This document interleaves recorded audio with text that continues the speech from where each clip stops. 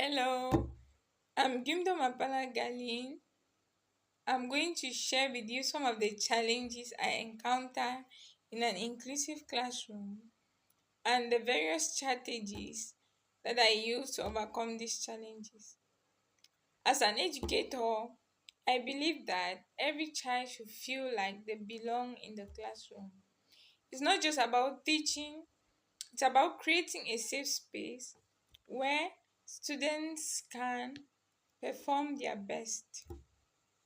One of the biggest challenges I encounter is variability in the students' needs. Various learners come from different cultural backgrounds with different learning abilities and learning styles. For instance, in my year 7 classroom, I had two students that will not just sit and watch you talk from beginning to the end.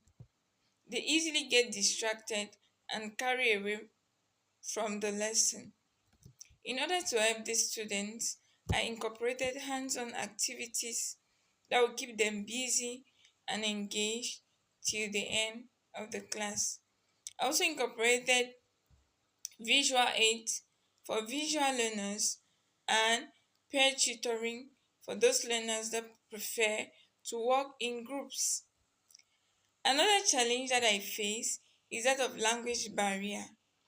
I had the opportunity of working with Chinese students who neither hear, talk, nor write English. To help these students, I use images and a simplified language. And with the help of translating tools, they are able to move along with the others.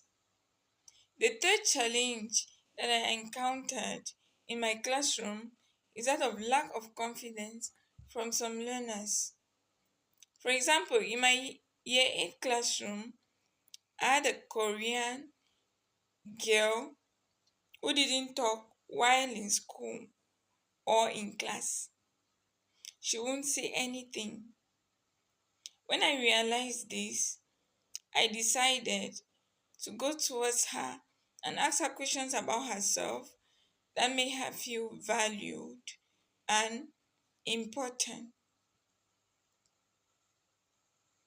With time, she started responding gradually with few words.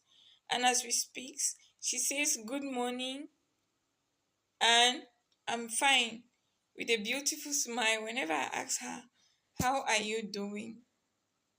Surprisingly, she had the highest score in my last CA in chemistry year 8. The last but not the least challenge is that of lack of resources. I've taught my students to improvise whenever there's lack of resources. For instance, in a lesson of actions of indicators on alkalinic, acidic, and neutral substances, we use the red cabbage juice as the indicator, soap as the alkali, vinegar as the acid, and water as a neutral substance, obviously. My students were very excited and engaged during this lesson, and many of them practice it at home, educating their siblings and parents on a lot of things. So, these are a few challenges I encounter in my classroom and the various strategies that I use to overcome these challenges. Thank you.